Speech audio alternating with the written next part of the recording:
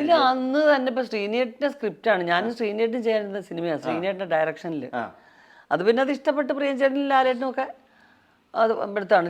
പിന്നെ ശ്രീനേട്ടൻ പടത്തിൽ ചെയ്ത റോൾ അന്ന് ബൈജു ആയിരുന്നു ചെയ്യാനിരുന്നത്. ഓ ഓ അനിയൻ. അതെ അതെ അതെ. അതൊരു ഒരു പത്രപ്രവർത്തകനാണ് എൻ്റെ പ്രൊഡ്യൂസറായിട്ട് അങ്ങനെ ചെയ്യാതിരുന്നതാണ്. പല്ലിശ്ശേരി രത്നാകരൻ എന്ന് പറയുന്ന ഒരു അദ്ദേഹത്തിനാണ് പ്രൊഡ്യൂസ് ചെയ്യാൻ വേണ്ടി അദ്ദേഹമാണിത് പറയുന്നത്. ആ സ്ക്രിപ്റ്റ് ഉഗ്രനായിരുന്നു.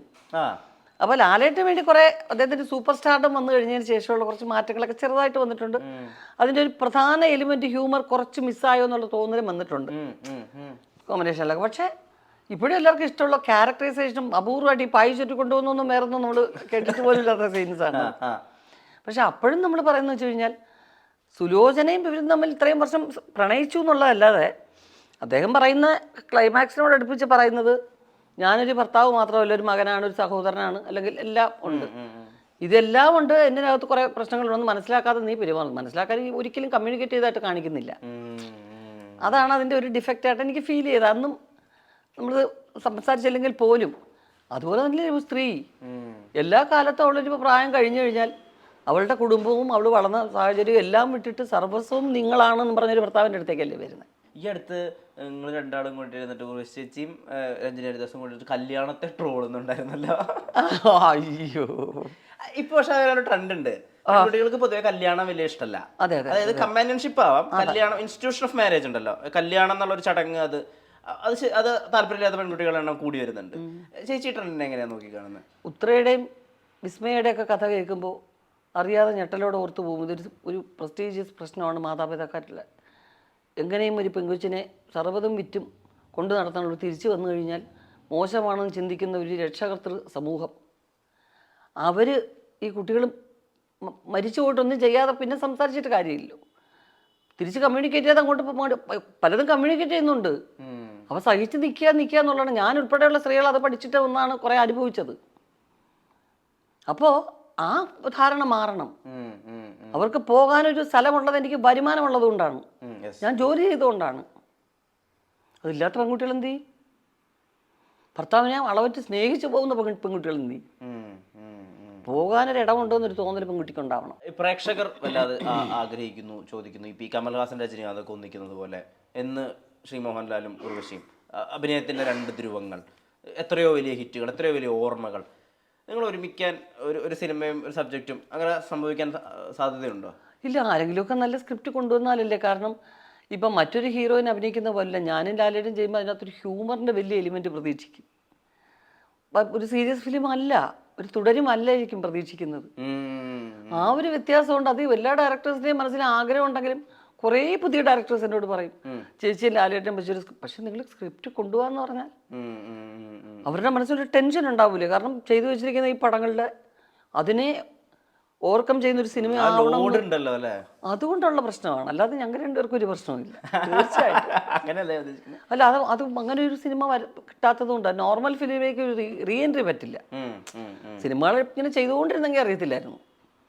ഞാൻ തമിഴിലേക്ക് ഒരു 95ഓടുകൂടി അങ്ങോട്ട് പോയി. പിന്നെ തമിഴിൽ എൻ്റെ ഒരു വലിയൊരു റീ എൻട്രി ആയിരുന്നു. മൈക്കിൾ മദന കാമരാജൻ, അങ്ങനെ ഇങ്ങനെ അവിടുത്തെ സ്റ്റേറ്റ് അവാർഡ്, അവിടുത്തെ മകളിർ മറ്റും കുറേ സിനിമകളുമായിട്ട് അങ്ങനെ ഒരു പോക്കായിരുന്നു.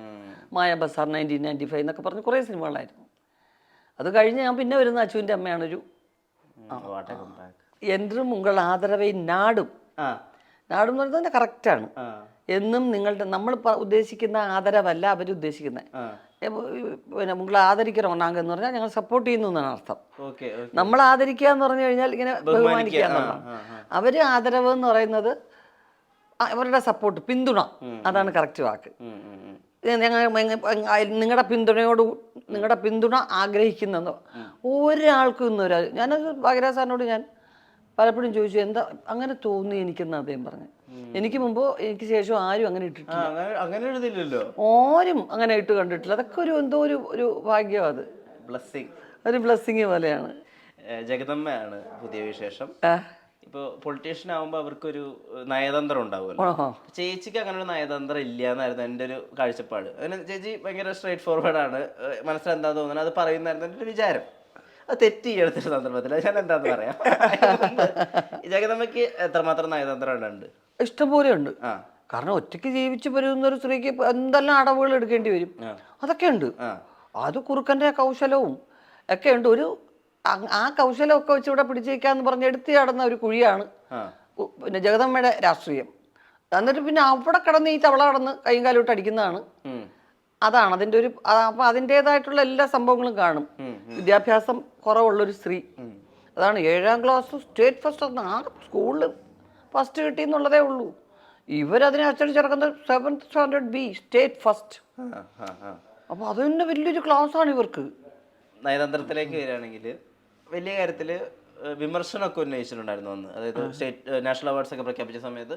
അപ്പോൾ ഇത് വാങ്ങിക്കാൻ വേണ്ടി പോവാണല്ലോ അങ്ങോട്ടേക്ക്. അപ്പോൾ എല്ലാ മീഡിയയും, മലയാളത്തിലുള്ള എല്ലാ മീഡിയയും ഉർവശി ചേച്ചിയുടെ വായന എന്തെങ്കിലും കിട്ടിയിട്ട് വേണം.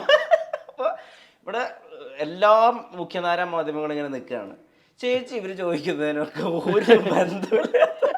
പാട്ട എങ്ങനെ ഉണ്ടായിരുന്നു, പായസം നല്ലതായിരുന്നു, അതാ സമയത്ത് തോന്നിയതാണോ? അതെ, കാരണം ഞാൻ ലൈവ് കാണാണ് യൂട്യൂബിലെ പാടിയിൽ നിങ്ങൾക്ക് ആള് തെറ്റിയത് ഇവർ മുട്ടി നിൽക്കാന്ന് എനിക്കറിയാം. പ്രസിഡന്റ് എന്ന് പറയുന്ന ഇന്ത്യയുടെ പ്രഥമ വനിതയുടെ കയ്യിൽ നിന്നാണ് കിട്ടിയിരിക്കുന്നത്. ആ കൈകൾക്കൊരു വാല്യൂ ഉണ്ട്, ആ പദവിക്കൊരു വലിയ വാല്യൂ ഉണ്ട്. നമ്മളത് ഒന്നും അല്ല വിമർശിച്ചത്, പക്ഷെ ഇത് വളച്ചൊടിച്ച് വേറെ ആക്കി. നമ്മൾ സർക്കാരിനോടല്ല ചോദിച്ചത്, ഇതിൻ്റെ വിവരമുള്ളൊരു ജൂറി ഉണ്ട്, നമ്മൾ അങ്ങോട്ടാണ് ചോദിച്ചത്. പക്ഷെ ഇവരത് സർക്കാരിനെതിരായിട്ടുള്ള ആക്കി എടുത്തു. അപ്പോൾ എനിക്ക് മനസ്സിലായി ഇതൊക്കെയാണ്. അപ്പോൾ ഞാൻ ആ ഡോലക്ക് എന്ന് പറഞ്ഞൊരു സാധനം ഉണ്ടായിരുന്നു, അങ്ങനെ കറക്റ്റ് വിഷ്ണു പറഞ്ഞു. എന്നിട്ട് എനിക്ക് തന്നെ അകത്ത് ചിരി വരുന്നുണ്ട്, എനിക്ക് ചിരി അടക്കം വരുന്നില്ല. പിന്നെയും അതാകെ നന്നായിരുന്നു, സൂപ്പറായിട്ടിരുന്നു. പൂജാ റൂമൊക്കെ കണ്ടു വളരെ നല്ല രസമുണ്ടായിരുന്നു. എന്നിട്ട് മുങ്ങി വണ്ടി വന്നിരുന്ന് ചിരിച്ചെൻ്റെ കണ്ണിന് വെള്ളം വന്നു. അത് വിഷ്ണു കണ്ടുപിടിച്ചു. ഒന്നും അറിയാതെ അറിഞ്ഞോണ്ട് ചെയ്യണതാ. അതെ, നയതന്ത്രം തന്നെ കറക്റ്റ്. സത്യം വിഷ്ണു, വേറെ നിവൃത്തിയില്ല. പറഞ്ഞു തുടങ്ങിയാൽ കുറേ പറയണം. അപ്പോഴത്തെ ജൂറികളുടെയൊക്കെ പേര് ഇത് വാങ്ങിച്ചോണ്ട് വന്നേ ചെയ്ത് പറയുന്നത് മോശമല്ലേ. വാങ്ങിക്കാതിരിക്കരുത് എന്നുള്ളത് അതെൻ്റെ ഒരു മനസ്സിൻ്റെ ഒരു തീരുമാനമായിരുന്നു. കാരണം ഇത് കള്ളി വെളിച്ചത്തായി. അതിന് മുമ്പ് ഞാൻ ഇതാണ് പ്രതീക്ഷിച്ചത്. അതുകൊണ്ടാണ് പെട്ടെന്ന് റിയാക്ഷൻ വന്നത്. ഇങ്ങനെ തന്നെയാണെന്നുള്ളത് നമ്മൾ പ്രതീക്ഷിച്ചു. സൂര്യരെ പുറത്തുനിന്നൊരു സിനിമയ്ക്കും ഇത് തന്നെയാണ് സംഭവിച്ചത്. മറ്റെല്ലാവരും അംഗീകരിച്ച് സപ്പോർട്ടിങ്, ആ പടത്തിൽ സപ്പോർട്ടിങ് ക്യാരക്ടർ ചെയ്തത്. അപ്പോൾ ആ സമയത്തും ഇത് തന്നെ ചെയ്തു. അതിന് പരിഗണിക്കപ്പെട്ടതേ ഇല്ല. ആ സിനിമ പരിഗണിക്കപ്പെടാതിരുന്നെങ്കിൽ നമ്മൾ ശ്രദ്ധിക്കത്തില്ലായിരുന്നു. ആ സിനിമയിൽ വേറെ 2 അവാർഡുണ്ട്. അപ്പോൾ ഞാൻ പല സമയത്തും അത് ശ്രദ്ധിച്ചു. അതും കുറച്ച് വർഷങ്ങൾക്ക് മുമ്പ് നോർത്തിലെ കുറച്ച് ഡയറക്ടേഴ്സ് പറഞ്ഞൊരു അഭിപ്രായം, അത് സരോജാദേവി മേഡം പറഞ്ഞിട്ടുണ്ട്. ഇവരുടെ കഴിവൊക്കെ കൊണ്ടുവന്ന് 3ാം കിട കൊമേഴ്ഷ്യൽ പടങ്ങളിൽ കളയുക ഇവരെന്ന് പറഞ്ഞു.